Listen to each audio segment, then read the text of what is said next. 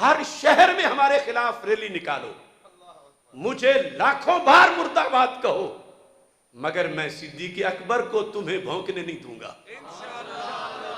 للکار ہے، للکار ہے، شیر کی للکار ہے، للکار ہے۔ دیکھو نا، وہ ایک ملعونہ ٹی وی پہ بیٹھ کر قرآن سے بغاوت کرے، دین سے عداوت کرے، اور اس کو کوئی لگام نہ دے تو یہ سمجھتے کہ شاید ہمیں مرد آباد کہیں گے تو ہم ان کی جان چھوڑ دیں گے۔ نہیں، جب تک جان ہے جان میں ہم علل اعلان ہر گلی میں یہ ہمیں گالی دے تو ہم سازش سمجھیں گے کہ وہ کالی زبانیں کچھ دیر تو صحابہ کو گالی دینے سے ہٹ گئی ہیں، تو اس سے بڑا کفارہ کیا ہوگا؟ اور یہ وہ وقت ہے جس کے بارے میں سیدنا پیر میر علی شاہ رحمۃ اللہ علیہ نے کہا تھا اپنے عہد میں کہ وہ بات جو امت میں متواتر ہے،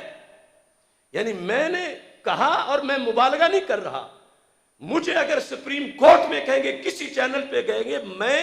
ہزاروں حوالے پیش کروں گا قرآن سے، حدیث سے، ائمہ سے، 14 صدیوں سے، اور جو دوسری طرف سے جنہیں شوق ہے وہ شوق پورا کرے، ایران سے کوئی لے آئیں اور جس فورم پہ چاہے۔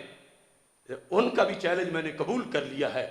لیکن دلیل دینی ہے تو سب سے پہلے قرآن سے، تو قرآن پر سب سے پہلے مناظرہ ہونا ہے کہ پورا ہے یا ناقص ہے، معذرت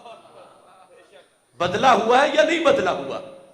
تو جو قرآن کو بدلا ہوا کہے